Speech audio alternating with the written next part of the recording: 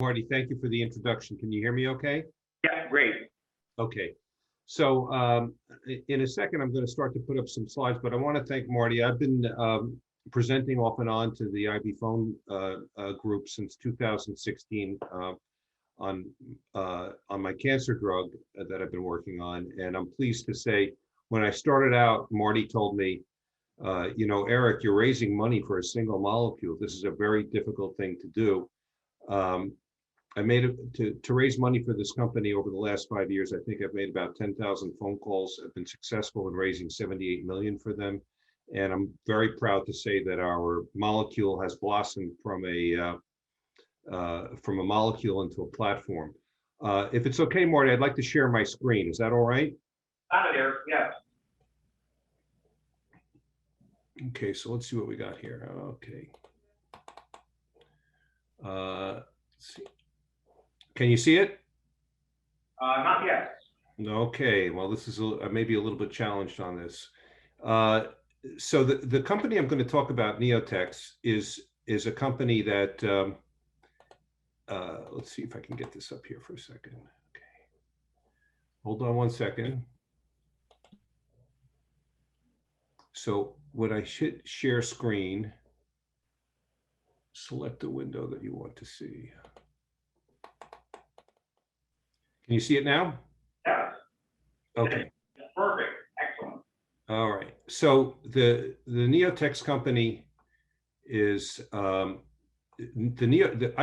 started working with this company because I had stars in my eyes because I was going to get a chance to work with Roger Kornberg, who's here. Roger's a Nobel Prize winner, and he's the only Nobel Prize winner in the modern era whose dad was also a Nobel Prize winner. And Asher Nathan had worked with him. Asher's the CEO, and Asher had also worked with Marcel Rosenzweig. And Marcel is a completely unique individual in the world of biotech. He was in charge of finding new cancer drugs at Bristol Myers in the 1980s, and Bristol controlled an option on a drug called Taxol, and he wanted to test. Taxol was the first of the chemo drugs. He wanted to test it. And in most companies, the path to wealth is just go along, get along, be in the right space at the right time.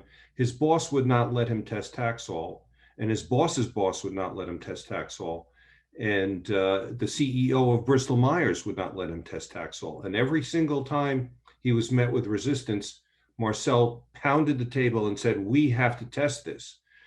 Most of the people listening in on this call are too young to remember, but back in 1990, breast cancer was a death sentence. It had a 10% survival rate.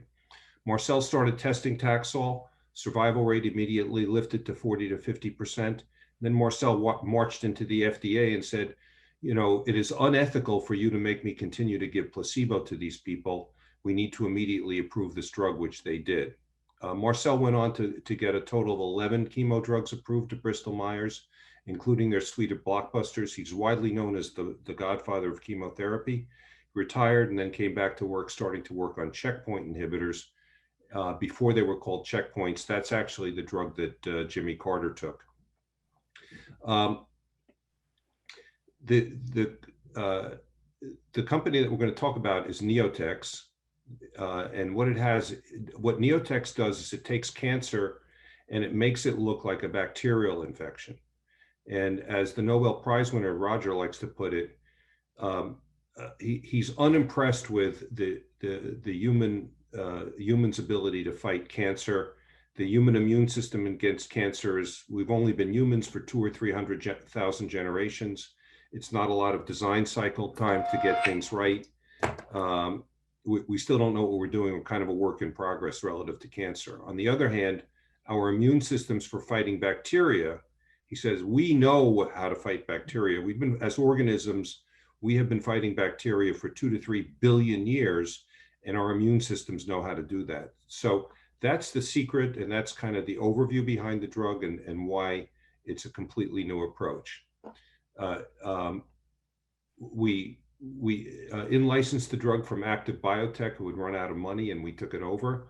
What our drug does is overcome multiple resistance pathways, and it promotes a long-lasting durable response by installing long-term protective memory. Your body can have a memory of cancers that it has faced in the past and stop them before they start again.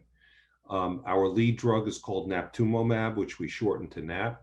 We've just, the drug had a phase 1b study in Israel in collaboration with AstraZeneca that's just been completed. We tested 24 patients to demonstrate safety.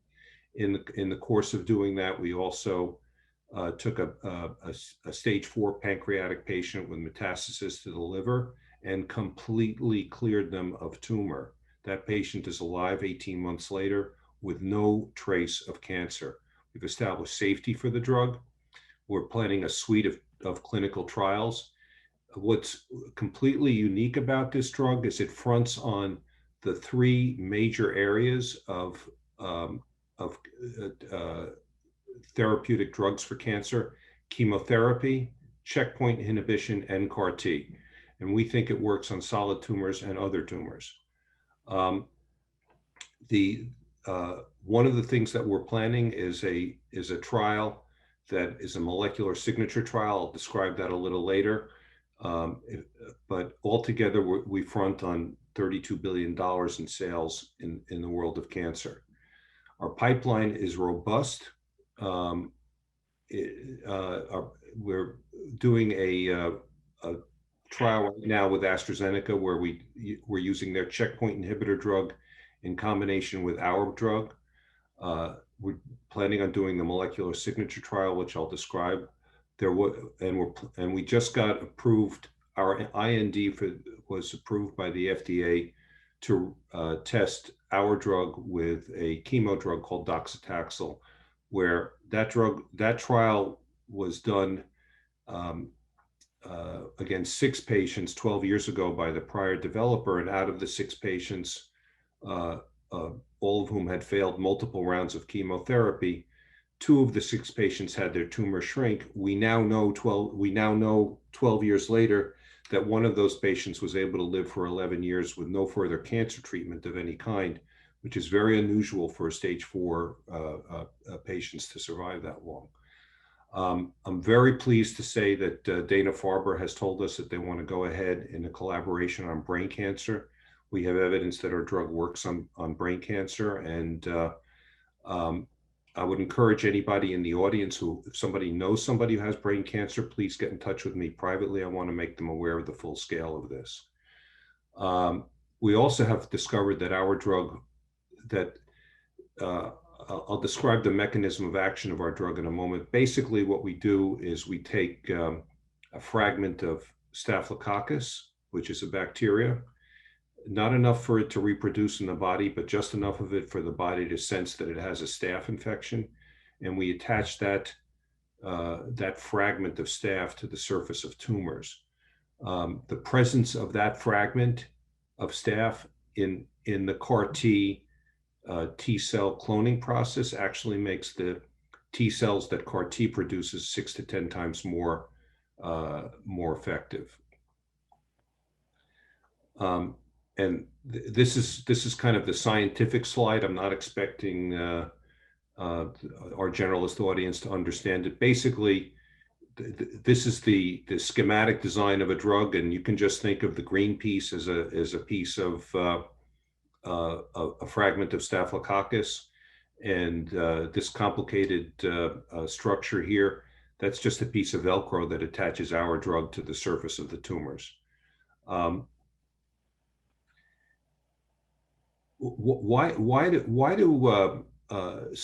the way our drug works is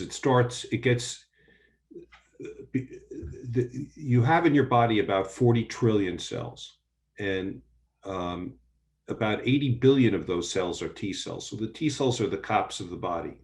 It's their job to land on tumors. Probably have, in true granularity, you probably have 1 million different T cells. For the sake of convenience, we divide them into 100 different families. There's one family of T cells that knows how to recognize staph, just like think of it as there's one group of cops that knows how to recognize a pistol, and another that knows how to recognize a knife, and another that knows how to recognize brass knuckles. The T cells that know how to recognize staph start out being about 1% or 2% of your T cells.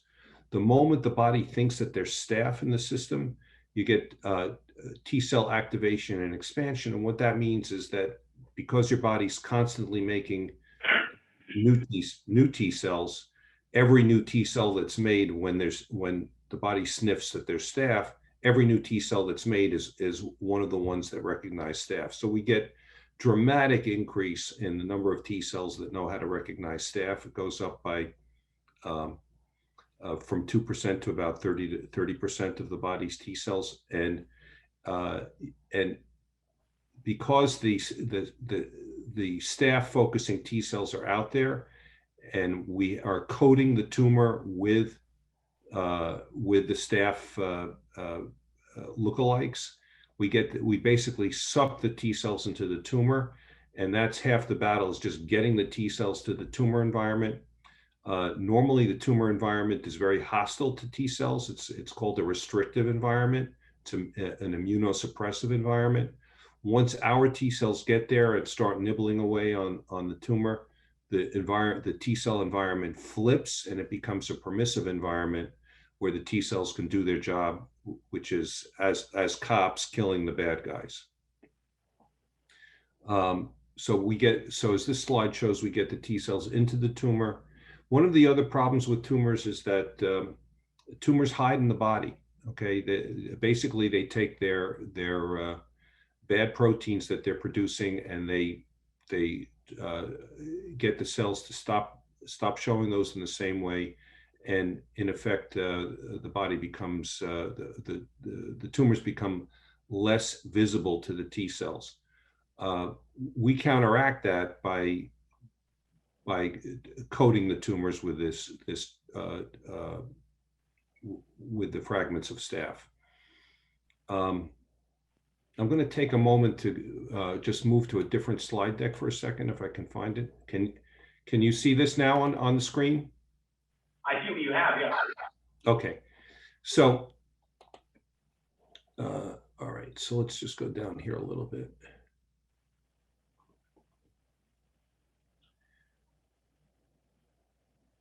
So why did we get hold of it?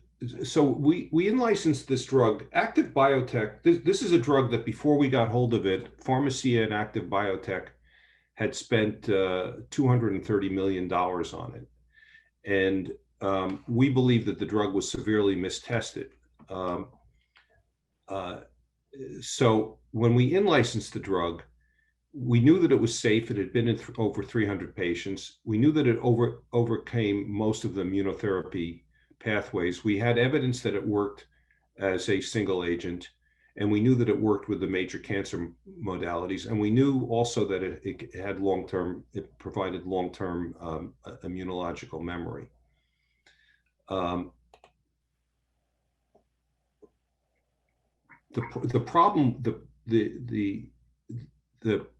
problem with the drug was that the blessing of making the body think that it has a bacteria, that it's fighting bacteria instead of a cancer, is that at the exact tumor site, you're getting 30,000 T cells investigating for every one that you used to have. So that's a huge advantage in the tumor microenvironment. The disadvantage of our drug is that because it got the body to DEFCON 5, it would create anti-drug antibodies that in the prior use of this drug tended to flush our drug out of the body before it could be used. Okay, in the dose escalation trial that we just completed in Israel, we demonstrated that if we combine our drug with a checkpoint inhibitor of AstraZeneca and another drug from Roche called obinutuzumab, which we call OBI, that instead of our drug only being able to dose patients once we were able to dose patients at least 3 times successfully, the effectiveness of the drug goes up exponentially as you can do more dosing. So that we think that we solved the key problem with this drug. And now we're ready to do the trials that I laid out earlier. And this cell shows the T cells being expanded in the periphery, shows them going into the bloodstream and then coating the tumor. And that's kind of a little bit of a visual associated with that. In the course of my travels on this, so I did say I made 10,000 phone calls, but it was over 5 years, so it's not really as much as it sounds. I'm a very relentless salesman, sometimes cold calling salesman, and this is we were able to get Larry Ellison to come into this deal. And why did Larry Ellison come in? It's the guy that by the way, he's become something of a biotech investor. He's been advised on his last 6 biotech investing deals by Roger Kornberg. Some of the other deals have worked extremely well as well. And he came in because what this slide shows, and most of you are probably non-scientists or don't have a science background. We were able to provide them with preclinical data showing that we could take mice, give them lung cancer, give them a massive dose of lung cancer, and using a checkpoint inhibitor and our drug, we were able to completely clear the mice of tumor. Okay. The scientists that I've met like to joke that they all want to come back as mice because every mouse has had a cancer cure developed for it. We then did something that we don't think anybody else has done, which is we took the same mice that we had cleared of tumor and we gave them a massive fresh dose of a completely different cancer. The control mice all died quickly. What this slide shows is that our mice lived, and in fact, many of them died of old age. So what that really says is that we're able to create an immunity to cancer, we're able to create an immunological memory, and we're able to train the T cells to be wary of different cancers that are coming in. And the promise suggested by that preclinical experiment is what got him over the line. The holy grail in the world of fighting cancer is to be able to get the T cells into the tumor. This is a slide of a patient who was a stage 4 patient, and looking at the slide, they have a tumor and there are no T cells in the tumor. Nothing's happening. The criminals are working comfortably in the back room. The cops are not disturbing them. Everything's going the way they want. This is a hot tumor. This is a tumor where the T cells have inflamed it, and now it's a little bit like sharks in the water smelling blood. The other cops come running because they hear the sirens and the whistles going off. This tumor is in trouble. And this is the patient from our lung cancer study who lived for, actually turned out to be 12 years after failing 2 lines of chemotherapy. The drug is safe. I'm going to skip this slide. Actually, it's been in at this point the drug has been in over 300 people. More recently, it's been in 24 people. We had no side effects greater than grade 3 reactions. We're quite comfortable about the safety of the drug. The clinical plan of the company is to do all of these trials. I mentioned at the beginning that we were going to, and we think that if we're underway on these trials and we're in the middle of these 5 trials by the middle of next year, we've already been informed by one major underwriter that if we have any good results as these trials are going on, that he would expect that we could have an IPO around this time next year. Okay.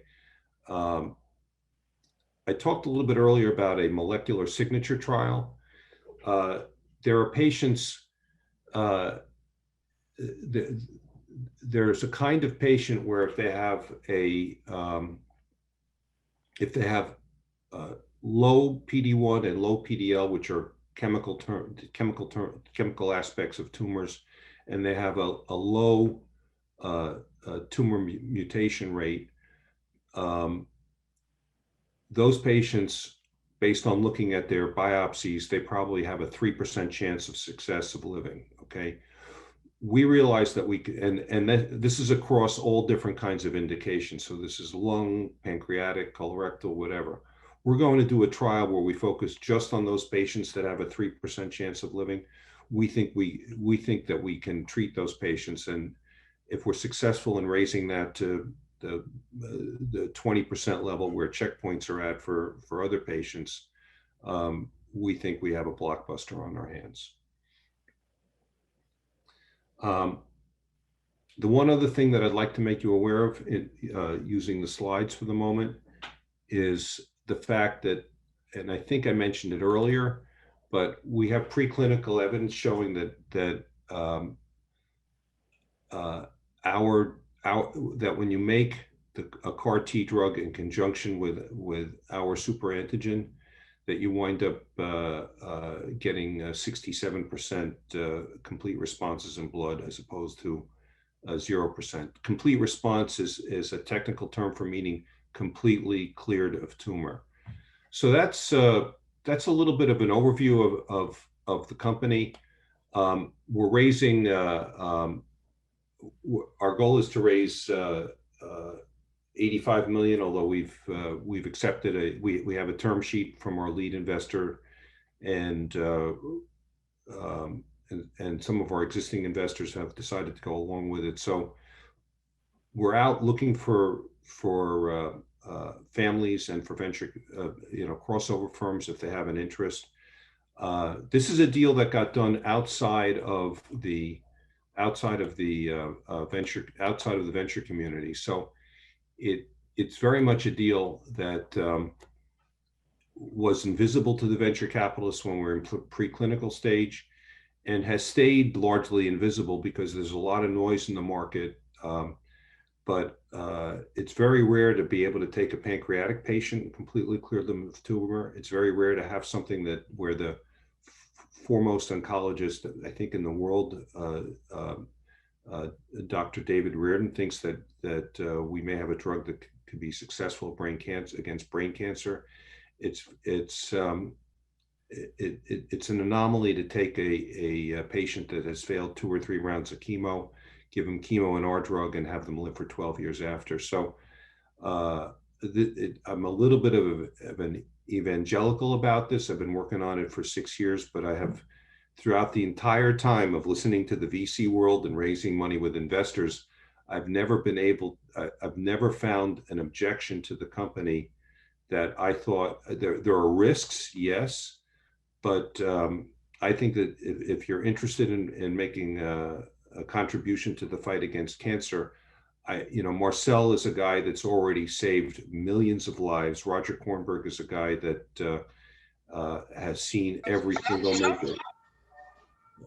major drug environment. So I think, yeah. Okay.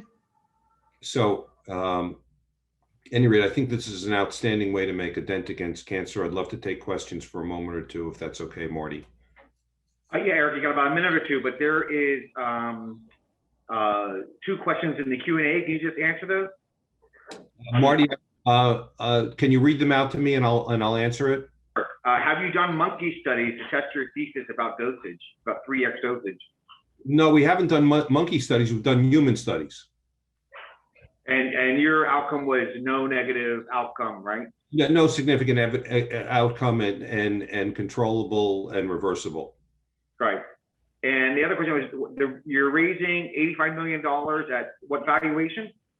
I'd rather speak to the valuation offline. If somebody's interested in the technology, I'd like them to engage with that, and then I'd like to have a discussion. It's significant. It's obviously greater than the last several valuations because the money's gone into the company at increasing levels.